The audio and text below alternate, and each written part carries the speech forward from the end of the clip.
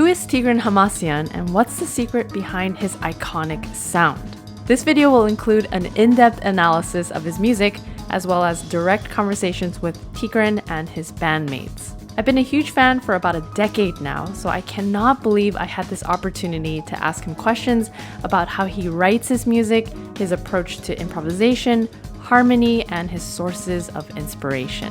He was incredibly open with his answers, gave me a peek into his creative process, and shared tips on how to make better music. So you just need to listen to 1 second of Tigran's music to realize he's a virtuoso.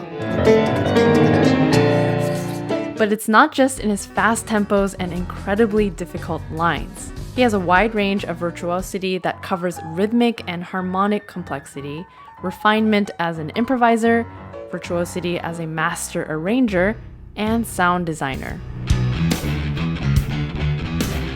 My introduction to Tigran Hamasyan was his piece Fidas Tua. I was so impressed with how much finesse he has at the piano, both in terms of technique and musical ideas.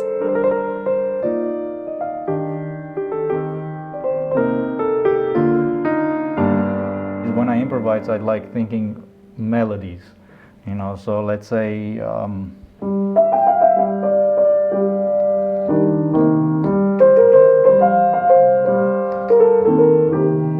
so there's a melody, let's say, it's improvised, but it's a sense that it could repeat and could turn into a melody, and then you develop that melody, and then as you develop, it gets more complicated and both rhythmically, harmonically, and melodically,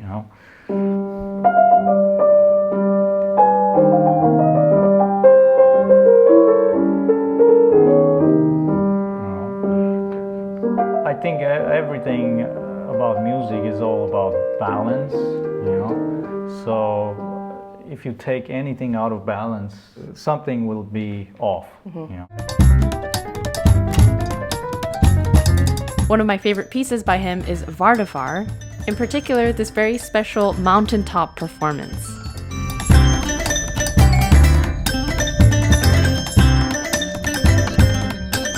This is so virtuosic in both a very pianistic and non-pianistic way.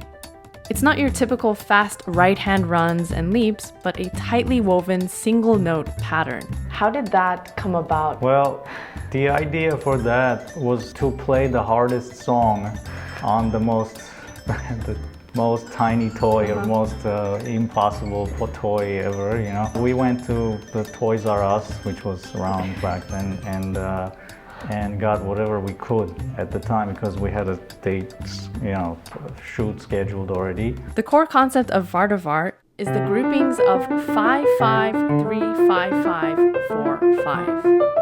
I tried learning a part of this, and it really took my appreciation of his music to another level. The music can be quite mathematic and like a puzzle, but when listening to it and playing it, it flows intuitively from one idea to the next. Why I like his music is because after a month or 2 months of preparing for it, it was still feeling really fun and really fresh. It's complex, but it's memorable, and it's hard. It's just like you have to kind of just sit there and work with it and figure out the fingering for it.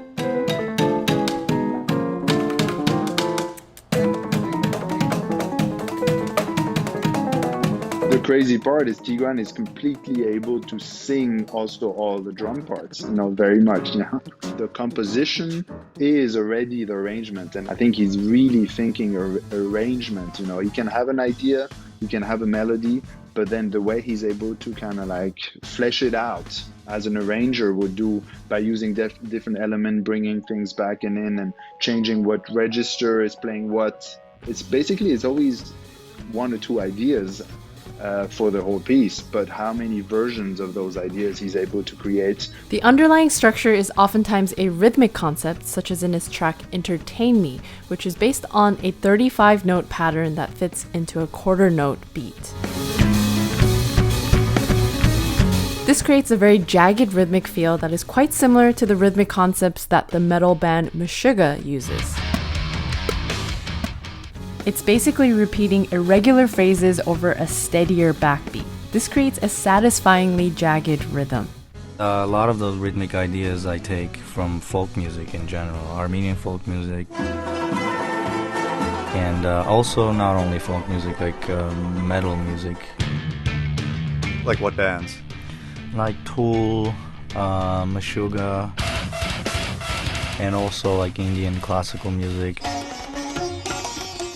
If I remember also correctly, I also kind of got into a lot of electronic music that I love thanks to Tigran. He also always had like a big interest in textures, of course, synthesizers and pedals and all that kind of sound design stuff, but also just like a kind of good culture about electronic music in general. You can hear a lot of Tigran's mixed influences in this performance of his track Drip with the Berkeley Middle Eastern Fusion Ensemble.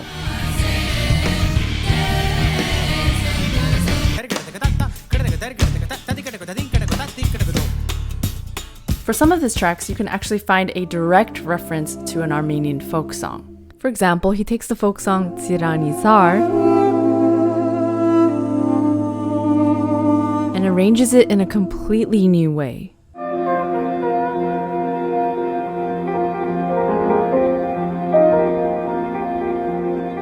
Getting to know these original versions will help you understand his music on a deeper level. When I started learning Armenian music, I had no clue. I didn't know where to start with. I found a book. It's called Armenian Folk Composition, and I started learning by ear and looking at the notation. But mainly, I had to really learn how to sing it. I heard this album of Jan Garbarek with Ralph Towner called Dis, D-I-S, and also another Keith album. It's called Luminescence, and Jan is just improvising. First time I heard that, I was like, what is this? It's just something that sounds like it's incredible improvisation, but at the same time, it's not bebop. And then I understood that there's a lot of folk music influence, especially when Jan's playing from different parts of the world, like Norwegian folk influence, maybe Bulgarian, I don't know, even maybe Armenian. So this kind of got me into Armenian music, and I discovered my own musical heritage through jazz.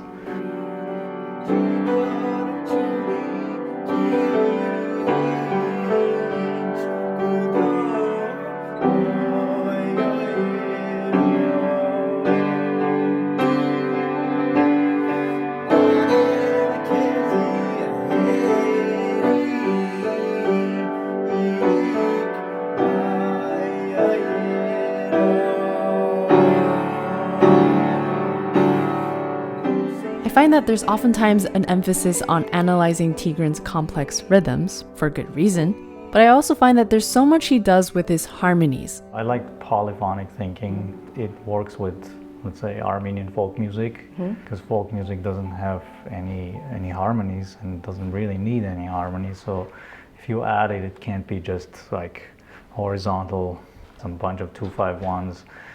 To a full Armenian folk song and, call it an arrangement. I like displacing, creating these alternative key centers. For example, so we're in G minor, but so I could go to C sharp minor, let's say. Even if I just hold this, it already sounds, it's not anything crazy. It actually sounds not dissonant, So then I find common tones and I just create melodies. If I'm here, I can choose to play this, I can choose to play that, I can choose to play this, depending what I wanna, where do I wanna develop melodically. Wow. If you are someone attracted by kind of folk music and very strong melodies, you will find something in his music. If you're someone who's really into more brainy, complex rhythms, you will also find something in his music. And if you are someone who's just more about kind of like dynamics and really crazy changes from very high energy to very peaceful and wide, I have a feeling you will also find something in his music. So I think this was always kind of fascinating to me, that he's able to put all those facets into one kind of style. I have a feeling he invented Like it's really his own style, his own sound. A huge thank you to Tigran, Evan, and Arthur for their time, and also for Elbphilharmonie, who helped me facilitate this interview. Thank you so much for watching. Subscribe if you haven't already, and thank you to my patrons on Patreon.